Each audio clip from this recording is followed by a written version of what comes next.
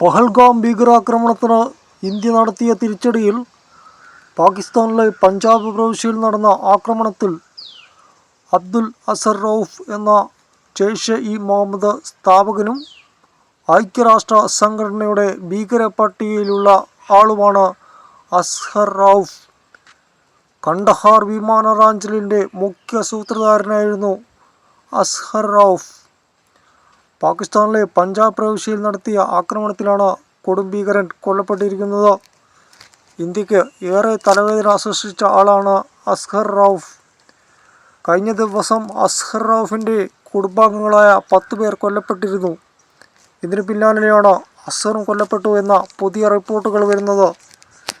പാകിസ്ഥാനിലെ ഏറ്റവും വലിയ തലവേദനയാണ് മുഹമ്മദ് അസ്ഹർ റൌഫ്.